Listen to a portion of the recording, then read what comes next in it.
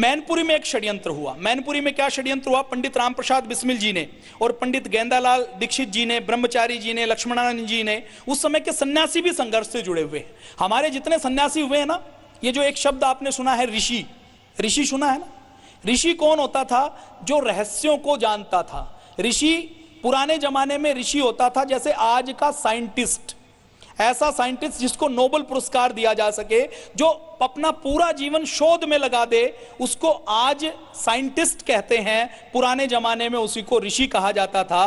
तो हमारे जितने साधु सन्यासी हैं, उन्होंने लगातार संघर्ष किया है देश को बचाने में। पंडित रामप्रसाद बिस्मिल जी खुद लिखते हैं, जब वो अंतिम समय में गुफा जेल में थे, तो जेल में उनको बंद कर दिया गया, लगभग वो 1.5 साल तक जेल में बंद रहे। तो जेल की जो उनकी कोठरी थी वो 9 बाई 9 फीट की थी, 9 बाई 9 फीट की कोठरी, और भयंकर तपती थी। उसी कोठरी के अंदर खाना, उसी कोठरी के अंदर पखाना करना, उसी कोठरी के अंदर रहना। रात को मच्छर काटते थे, कोठरी के अंदर चूहे घूमते थे। तो उसमें रहते हुए पंडित रामप्रसाद बिस्मिल जी लिखते हैं कि मुझे, क्योंकि मेरा जीवन संघर्ष में क्रांतिकारी जीवन रहा, मुझे गंगोत्री की गुफाओं में जाकर साधना करने का अवसर तो नहीं मिला, लेकिन मेरे लिए ये जो काल कोठरी है, ये जो जेल की कोठरी है, ये भी साधना की गुफा है। मैं तो इसको भी साधना मानकर करता हूं। अगर क्रांति का वातावरण नहीं होता तो निश्चित तौर पर पंडित रामप्रसाद बिस्मिल भी एक सन्यासी होते, एक साधु होते।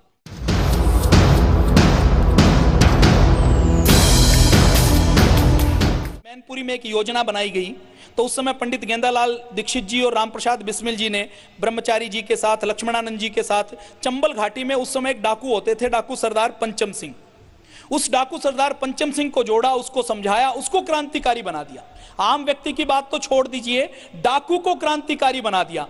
और डाकू को क्रांतिकारी बनाकर उन्होंने 500 घुड़सवार, 200 पैदल सैनिक, उनकी सारी राइफलों की व्यवस्था और 8 लाख रुपयों की व्यवस्था कर ली कि हम 1857 जैसी क्रांति करेंगे और अंग्रेजों को एक साथ भारत के बाहर भगाएंगे।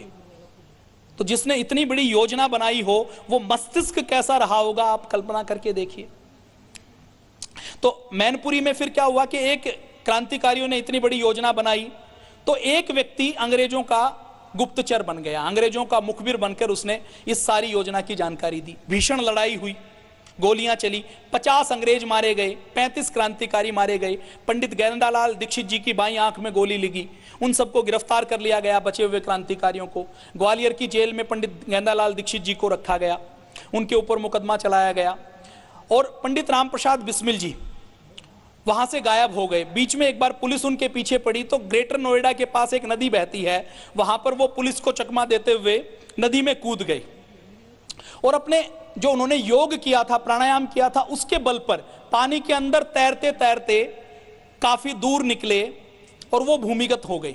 लोगों ने ये सोचा, घर वालों ने ये सोचा कि पंडित रामप्रसाद बिस्मिल जी तो मर गए हैं। पुलिस ने भी ये सोचा कि पंडित रामप्रसाद जी मर गए हैं। पुलिस ने उनको ढूंढना बंद कर दिया। पंडित रामप्रसाद बिस्मिल जी वेश बदलकर ग्रेटर नोएडा, जो आज जो बहुत विकसित है, वहां पर पहले बबूल के पेड़ होते थे, कीकर के जंगल होते थे, वहां पर वो उन्होंने रहना शुरू किया। तो ये मैनपुरी षड्यंत्र के बाद अंग्रेजों ने अपनी पूरी पुलिस इनके लोगों को पकड़ने के लिए लगा दी थी, क्योंकि उन्होंने देख लिया था कि जो पंडित रामप्रसाद बिस्मिल नाम का व्यक्ति है, इसका मस्तिष्क बहुत तेज है, इसके संगठन की क्षमता बहुत अधिक है, और इसको यदि हमने खुला छोड़ा तो ये किसी को छोड़ेगा नहीं। तो पंडित रामप्रसाद बिस्मिल जी ने, जब मैनपुरी षड्यंत्र का मामला शांत हो गया, पुलिस ने जब सोच लिया, तो उसके बाद जब ये मुकदमा खत्म हो गया, तो पंडित रामप्रसाद बिस्मिल जी बाहर आए। पंडित रामप्रसाद बिस्मिल जी बाहर आकर 2 साल तक भूमिगत रहे, गांव में रहे। 2 साल तक वो किसान के वेश में रहे, 2 साल तक वो चरवाहे के वेश में पशु चराने का उन्होंने काम किया। 2 साल तक वो, 2 साल के बीच में वो उनकी एक बहन थी शास्त्री देवी, उस शास्त्री देवी के घर में गए, और जब वो उसके घर में गए, उनके घर में कुछ दिन रहकर आए, तो उनकी बहन भी उनको पहचान नहीं पाई। ऐसा वेश बदलने में माहिर पंडित रामप्रसाद बिस्मिल थे। उन्होंने देखा कि 2-3 साल तक मैं कुछ और नहीं कर सकता, तो उन 2-3 सालों का उन्होंने सदुपयोग किया। उन्होंने सदुपयोग क्या किया? अमेरिका की स्वतंत्रता का इतिहास हिंदी में लिखा। उनके मन में एक संकल्प था कि हमारा जो विचार है, क्रांति का विचार, आजादी का विचार, गुलामी के क्या क्या नुकसान है, ये विचार हमें एक एक व्यक्ति तक पहुंचाना है, तो हमें हिंदी भाषा में पहुंचाना पड़ेगा। और उस समय माहौल ऐसा था, अंग्रेजों ने पुलिस एक्ट बना दिया था, प्रेस एक्ट बना दिया था, कुछ भी हम छाप नहीं सकते थे। समाचार पत्र एक्ट बना हुआ था, समाचार पत्र में कुछ छाप नहीं सकते थे। लोकमान्य तिलक का नाम आपने सुना होगा, उन्होंने एक पन्ने का आर्टिकल अपने केसरी में लिख दिया तो उनको 6 महीने के लिए जेल में डाल दिया था।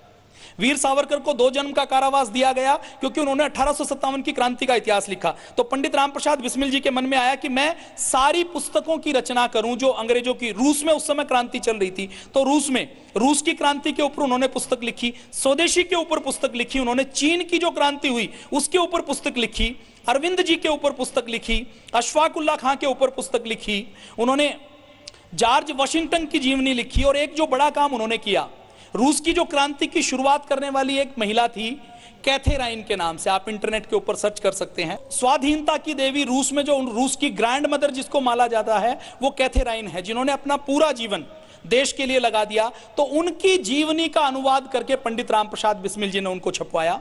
उनकी मां से जो उनको पैसा मिलता था उसको पुस्तकें छापने में वो लगा देते थे, प्रचार प्रसार में वो लगा देते थे। तो अपने भूमिगत रहने के समय का भी पंडित रामप्रसाद बिस्मिल जी ने पूरा सदुपयोग किया।